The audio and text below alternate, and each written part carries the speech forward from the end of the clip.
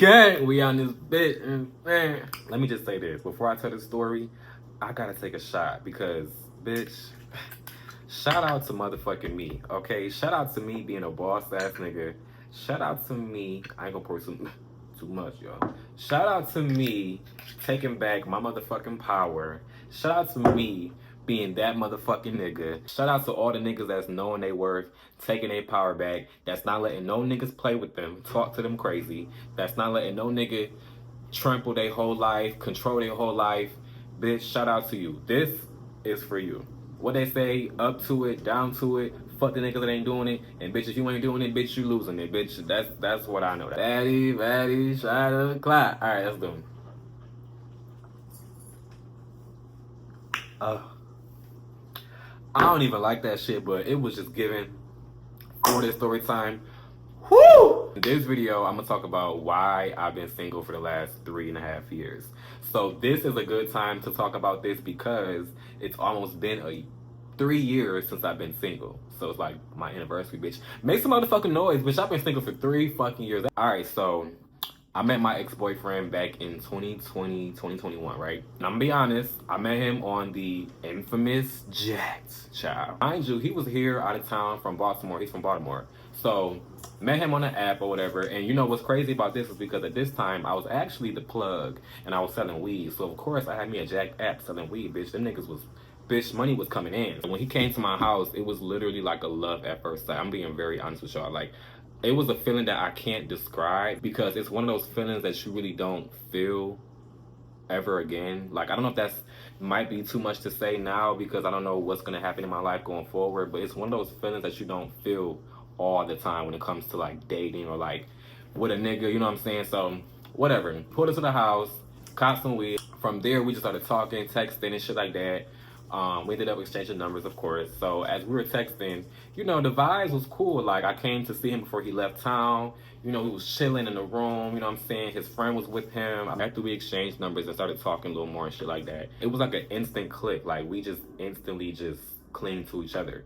So, of course, he don't live here in Atlanta. He lived in Baltimore. We started talking every day, phone, FaceTime, text, like literally every day. And in the beginning, it was like so good. Like, we were young, obviously, but like we were just like, our bond was just so immaculate. Like, I literally haven't had a bond with a nigga that close so fast in like ever before. He would come out here and come to see me in Atlanta like every other month type shit. So, you know, we just started getting real close very fast, and that's kind of like what started the relationship and kept it going for as long as it did. So we met in January of 2021. After we initially met, he came back to Atlanta, and around this time, it was like around maybe April around this time, I had just like started really getting into my clothing brand. So he came back to Atlanta, and he actually was in my first ever like biggest photo shoot. So we were very supportive of each other, like just from the jump. Like, our conversations used to be very great. Like, we used to have some really dope conversations, like really getting to know each other, sitting on the phone for hours, like, you know, doing that puppy love shit. It wasn't even on no like just like, oh, I want to be on the phone with you and like fall asleep with you on the phone or whatever. It was literally like real, like genuine between me and him. Like, we really used to support each other, like give each other advice, like, you know, just talk about everything, open up to each other. It was like nothing that we couldn't talk about. We were basically inseparable so fast. Because our bond had grew so fast in a short amount of time, I did make a drastic move and I moved to Baltimore with him. We both was like kind of like in struggle. I wouldn't say struggle, but we both were like in survival mode at the time. So like when I went out there, me and him was staying in an Airbnb. First we were staying in a hotel, then we went to an Airbnb. And basically we were just like, you know, rocking shit out together. Like, you know, his mom was living out there too. My mom lived here, but we were like so inseparable at the time that we wanted to make shit work out with each other. Initially, you know, we had plans and talks about him coming to move here to Atlanta. Of course, everybody wants to move here. Everybody wants to get in Atlanta and get that shit going. So for me, I'm like, I'm the type of nigga, if I date you and you have plans or you have goals that you want to achieve, I'm going to push you. I'm going to rock out with you on your goals. Even if that means that I have to put myself into that too to help you get to where you want to get to, because you my dude, like you my nigga. So that's kind of the way I was rocking with him and shit. So we made plans for him to come move here. But what I did was I went out there to kind of like stack some money and like, you know, eventually save money to get a place down here. Just on some like, I want to be with you type shit. So like, you are the way out there, I'm going to come out there with you and then we're going to come back here together type shit. Boom. So when I got out there to Baltimore, in the beginning, it was all good. I'd never been to Baltimore a day in my life before this. So I'm already thinking like, this is a new city. I don't know nobody. Like, am I really making this move for real? I can't believe I'm really doing this shit. So I'm like, fuck it. Like, I'm a risk taker. I'll fuck with this nigga. He fuck with me. So we gonna just see what it give. In the beginning, it was real cool. Like, we had the best time. Like, we would go. He took me around Baltimore and showed me so many different things that I've never seen before. Like, from the food to like just walking downtown, seeing like all the scenery and it was just like a good time. All right, so let me rewind real quick. So the timeline of our relationship: I met him in January. I moved to Baltimore with him going into the month of August of that summer of 2021. It was a drastic move, and because it was a drastic move, things just changed over time. I feel like me and him, like our bond, the love was very much there, but it was like we were just in two different headspaces. I feel like he was very comfortable where he was at because, that's his hometown. I came out there on some shit like, I don't know nobody here. I'm not from here. I'm on some like survival mode type shit. I'm trying to bust a move with you. So I'm like, I'm on my P's and Q's about every little thing. And it just seemed like as time went by, the plans of us getting an apartment and like getting together and moving back down here together kind of like diminished because I started to notice different things about him that started to like bother me, and like I did ignore the red flags. I was 21, bitch. I didn't know nobody like that for real. And it's my first relationship, so I'm like just ignoring mad shit because I think this person loved me. This person fucked with me. You know what I'm saying? He doing this for me. He got me staying with him in his hometown. So I'm like, I'm gonna ride with my nigga type shit. So time go on. I just feel like things started to become very toxic very quick. Imagine living with somebody in an Airbnb in just a room where there's like multiple different roommates, but like all we have is just one little room. Of course, when we were long distance, it was easy for him to come out here and it was always a good time because it's Atlanta and we always outside and we having a good time. And you know what I'm saying? That's just how it was. But I feel like when I got out there, it started to seem like, okay, shit starting to get real. This nigga really like riding for me, fucking with me. Like he really want to be with me. He really want to make moves with me. So like, I feel like he kind of got a little like cold feet when I got out there because shit really starts to get real. We were staying in an Airbnb, so we had to pay our little like rent or whatever like every fucking week. I ended up getting a job at Subway. If you know, you know. Those that know me know when I was working at Subway, I was like really hustling out there. Working at Subway was a perk at the time because like me and my nigga had food every day. Just little things just started, and I don't want to like really get into detail about everything because it's like very, very it's like I've grown from it, but it's still very much a traumatic event that happened in my life. Being that, your first relationship is always going to be like the most traumatic, the most touchy situation because it's your first time being in love. It's your first time putting yourself or putting somebody else first before you even sometime or before anybody else. I'm going to give y'all like one scenario of like one of the reasons why I ended up leaving. So there was this one day that me and him was chilling. So one day, you know what I'm saying, I'm getting up for work, going to work at Subway, you know what I'm saying, busting this little 8 to 4 down. So I get up, get ready to go to work, and at this time, me and him was like still in a really good place. So I'm waiting on the bus because I literally was working at Subway down the street from where our Airbnb was at, right? So I really had to get on one bus just to get to Subway. It's like 7 a.m. in the morning. We doing our little morning shit, smoking a blunt, kikiing, laughing, getting our day going, like, giving our daily like have a good day, you know what I'm saying, do da. So I get to lay on this nigga chest, right? So we watching this little video on his phone, laughing, keying up. I forgot what it was about, but it was just this funny ass video that we was watching. Next thing I know, I see this red app notification pop up on the top of his screen. Y'all, when I say he slid that motherfucking phone up so motherfucking fast, bitch, you would have thought Jesus came home. So me being me, I'm like, I peeped it, but I didn't say nothing. So what I did was I just got up respectfully, gave him a little kiss, mwah, see you later, and went to the bus stop. So the bus stop was right in front of the Airbnb, like 2 houses down. So I get to the bus stop and I'm just sitting there thinking like, does this nigga really have this app on his phone? Like, am I tripping or like, I'm not tripping. I can't be tripping. So, I do what I do. I go on that app and I make me a whole new account because I hadn't had an account. Let's be real. We all be on the motherfucking app. When I got into a relationship, I was off of that shit. Like, I wasn't fucking with that shit. So, me being me, I go and I make a whole new, brand new account.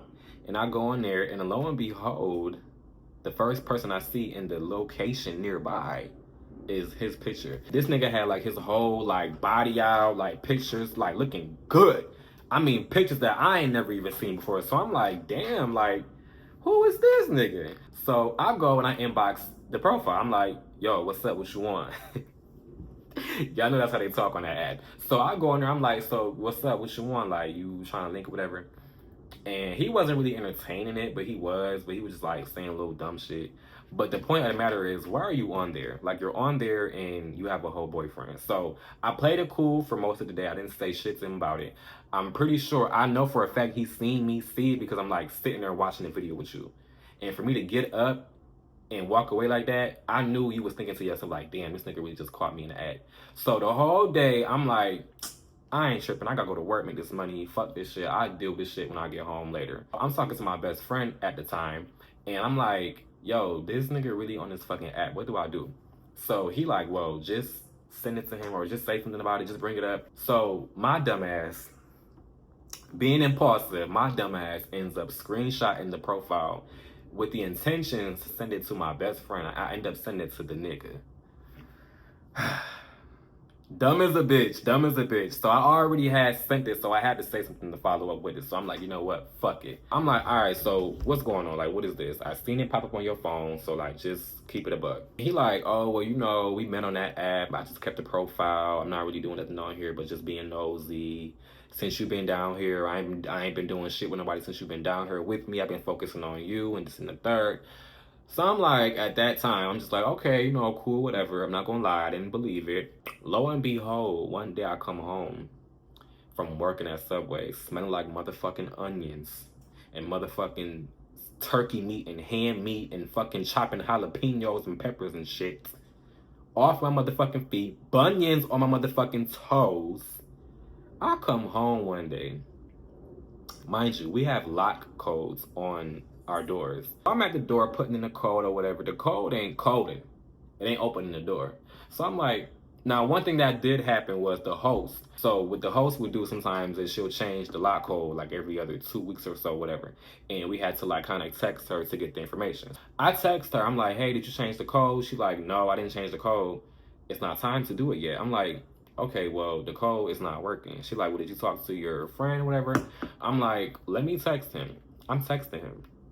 He not answering the phone. So I'm like, okay, but obviously I see your location, you're at home.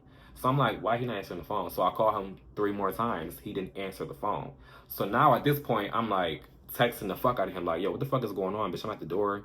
Like, I'm calling you. What the fuck is you doing, my nigga? Like, what the fuck is good with you? I'm just like low-key starting to crash out because like, why are you not answering the phone? I see you at home. I'm at the door. What's going on? All right, so he not answering the door. Then I go back to his location, and then the shit updated and said that he was like down the street at his mom's house because his mom stayed around the corner from where he was at. I had to literally waiting for the lady to change the fucking lock code because I couldn't get in the house. So couldn't get in the house. I sat outside literally for like an hour and a half. And at this time, y'all, I ain't gonna lie, I was smoking Black and Milds. When I say I smoked about 3 Black and Milds, mind you, I'm like, is he really ignoring me? And I see that he's mobile. Like, I'm watching his location, he's moving. So I'm like, okay, he don't got a car, he's walking. So he's in this area, but he's not answering the phone. What are you doing? The host, she finally unlocks the door, I get in the house. The actual room also has a lock code that you have to press in too. So I'm pressing the lock code and that shit changed. I'm like, yo, what the fuck is going on? Why can I get in my motherfucking room? What the fuck is going on? I had to have her change that shit. That shit took about 20 minutes too for her to do that. So I'm just literally sitting out here, mind you, still in my work clothes, smelling like fucking onions. Later on that night, he finally comes home. So he comes into the room and I'm just looking at him like, what the fuck is good with you, bro? Like, why you not answering the phone? I've been calling you all day, trying to get in the house. Like, what the fuck is going on? You've been in this location for the last 2 hours. But he, like, just being very nonchalant about it. Like, oh, I'm not obligated to answer my phone or answer my messages or whatever the case may be. I've been at work. You see my location, right? I look at this nigga, I'm like, yo, stop fucking playing with me. You was not at fucking work. You were not at work. I literally seen your location jump 5 times from being here, being at your mom's house, and being 20 minutes away. Like, I'm not even questioning you of what you got going on, but I'm just saying, when I call you, you should be answering the phone. Because I could have been down here dying, bitch. And little did you know, because you're not obligated to answer the phone. So when he said that to me, I already in my head thinking like, okay, because he already had been moving weird like months prior to that. So at this point, I done been there for about maybe like 4 months. This is towards the end. So he was already moving weird. So I'm like, all right, bro. At this time, I'm not gonna lie, y'all. I was very like, I didn't fully know myself at this time. I was 21 years old. So I'm like kind of like a hopeless romantic at this time. I didn't understand who I was fully. So sometimes I would allow him to project over me. It wasn't because I couldn't project myself or let my voice be heard. I still very much said my piece and said what I had to say and got my point across. He was a Libra. So, you know, they're very manipulative and very like narcissistic. Sometimes I would let him project over me and be like, you know, you said what you said, I said what I said, whatever. He gonna hop in the shower or whatever. When he get out, he start getting dressed. So I'm like, well, where you about to go? He like, oh, I'm about to go out. I'm like, so am I invited? Can I come with you? Like, is it like, what's going on? He like, no, because I don't gotta take you everywhere I go with my friends and you don't know these friends that I'm going out with. So I'm like, okay, that's cool, but literally every time we've gone out, it's been with you and your friends. Like, why all of a sudden I can't come hang out with you and your friends? He got dressed, told me I couldn't come out with him, so then he left.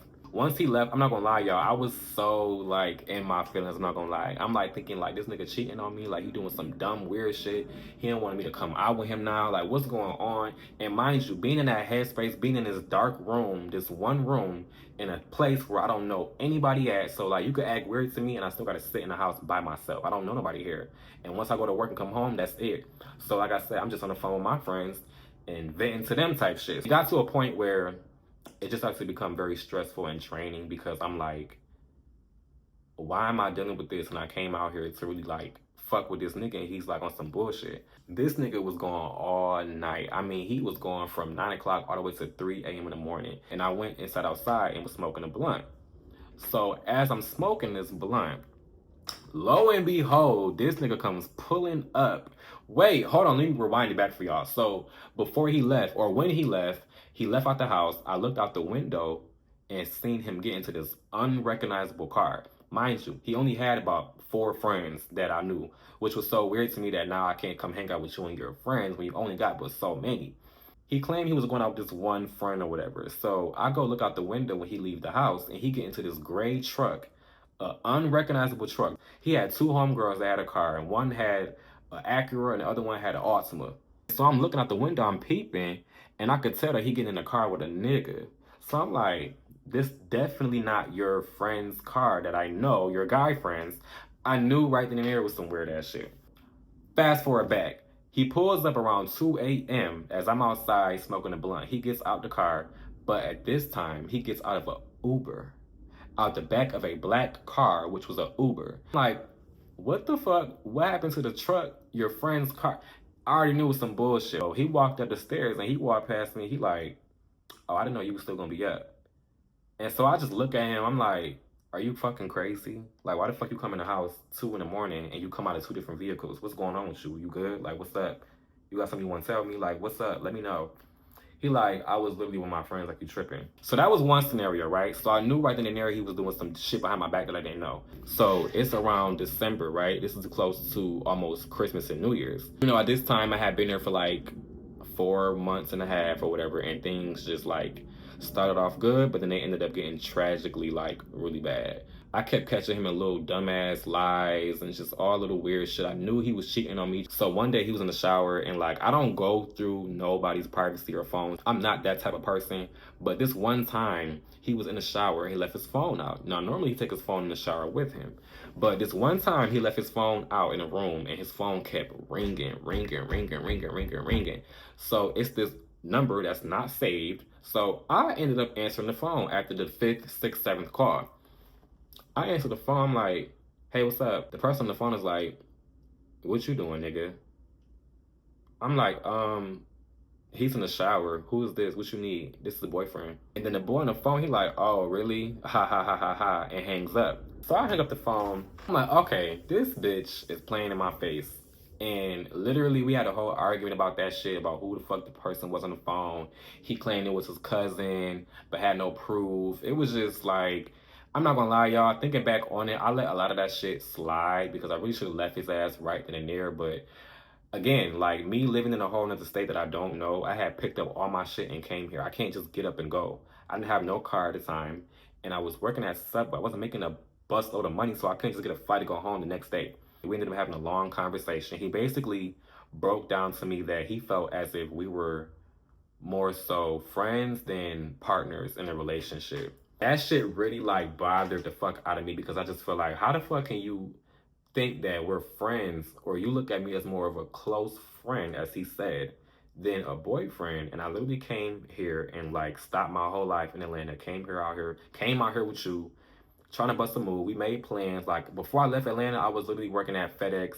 Like I was making money every week. Like I was good. I didn't have to leave. But then I had other shit going on too at home that I'm like, you know what, I'm gonna just go thug it out with him. How do you get the time that we done spent together with you coming to see me in Atlanta, just vice versa, me coming to see you, be out here with you, making plans with you. It's babe every day. And then we doing all this couple boyfriend shit, but you look at me as a friend, a close friend.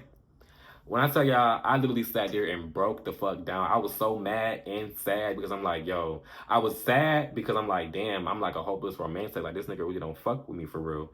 But then I was mad because I'm like, I stopped my whole life in Atlanta to come out here with this nigga, and now he's telling me this bullshit 4 or 5 months later as I'm already down here with him. And when I tell y'all, that broke me the fuck down to the point where I'm like, I had to make a move. So like going forward, that next few days, I was already planning my shit out to come back to Atlanta. I didn't tell him until the day that I booked my motherfucking ticket, and I had got a bus ticket to come back home. At that point, I'm like, fuck it.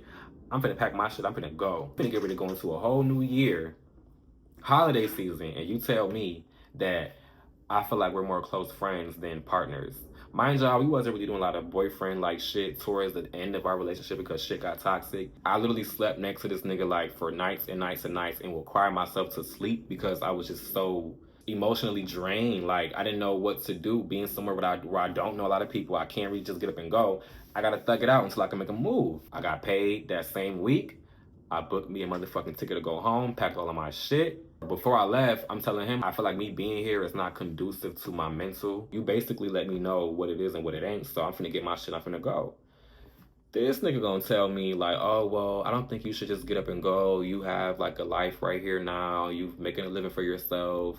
Just thug it out. And I'm just like, nigga, fuck that. You got me fucked up. I'm not gonna sit here and be in a situation living with you and we're not together, and I have to be okay with the fact that you basically told me that we're more friends to you than we are boyfriends. So now I gotta just like deal with that because you got your truth out and like it's okay for you. Easier said than done for you.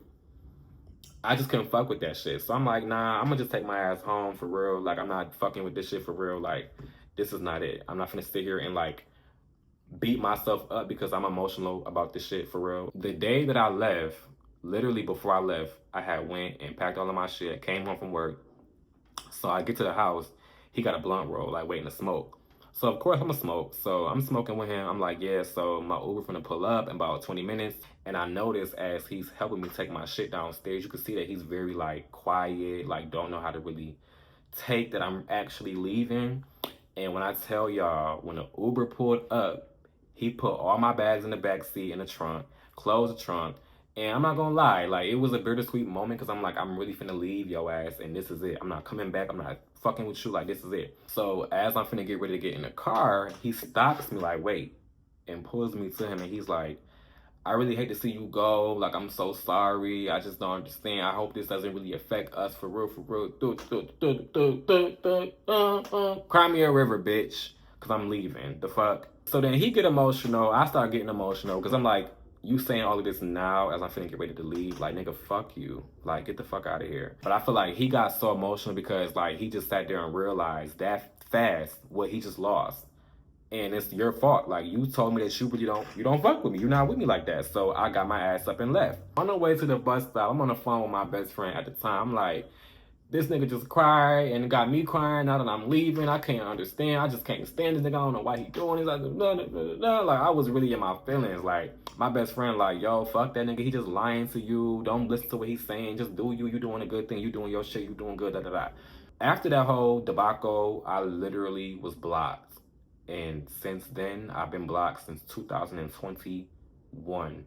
And I have not spoke to this man ever since then. And I always live by this motto. If they block you first, you won. I'm not going to block you because I feel like You did me wrong. I don't fuck with you, but you can still see my success. You can still see me doing my shit. You gonna still see me pop my shit and still see me doing my shit with or without you. So I'm gonna have to block you. But when they block you first, that means you won. Because they can't help the fact that, damn, like, he finna go on and move on and still be the same person that I know that he is, that I just lost. I can't deal with that shit, so I gotta block him. I literally have not had a boyfriend since then.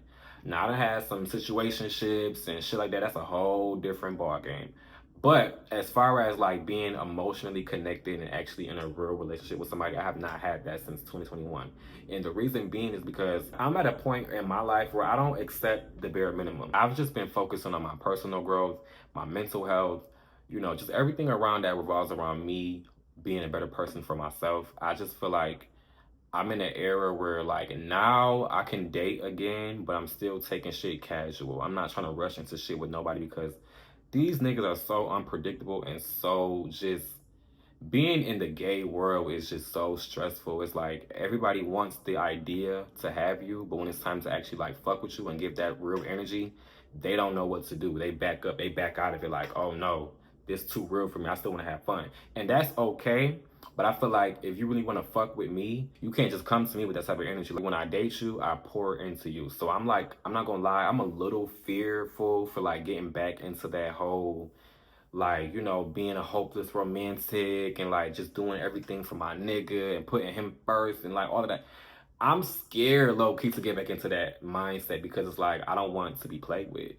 And now my dating standards are a lot higher than they were 5 so years ago because I'm not here to play with nobody. I got too much shit to focus on and to worry about than to play with somebody. And if somebody comes into my life and it's like, you know, can help me grow, can help me be a better me, can like go through the process of dating and like don't mind, you know, us getting to know each other, not having to rush, then that's cool. But like, I'm at a point right now where I just want to like be the best person that I can be for myself so that when I'm ready to get back into that world, like we can date, I can date and shit like that, but like my next boyfriend has to be the full package. So it's like, if you're not gonna fuck with me genuinely, I'm not gonna fuck with you. And the first red flag that I see, I'm not ignoring it and I'm cutting you off. You can't manipulate me, you can't play me, you can't like tell me one thing and then it's like you're doing the other. I can't be played with. I never done played the game. So it's like my standards are now higher than before because, you know, I'm that nigga, and bitch, it's a privilege to fuck with a nigga like me. Being single, it really helps you truly understand yourself as a person, get to know yourself more, and it lets you go into the dating world a bit more mindful about what it is that you're dealing with. All right, so I just put y'all in my business one good time, just for a little bit, you know what I'm saying? But that was the end of this video, so make sure that you like, comment, and subscribe. Join the Hustle Gang family. Thumbs up, thumbs down. Let me know if y'all been through the same scenarios or similar situations as myself. And let's get into it. Let's talk about it. The bonus tip that I'm going to leave y'all with from this video. Choose yourself. At the end of the day, don't let nobody make you feel like you have to pour more into them than you do yourself. Because people, especially in relationships, niggas will literally make you feel like if you don't fuck with me this way, then like you're just not nothing, you're a bad person. Like, don't let nobody trick you out of your character. Stay true to yourself. Have you some options. Have fun with the dating world. Like, go out, meet new people, build some bonds. All right, so I'll see y'all in the next video, and we out. Peace.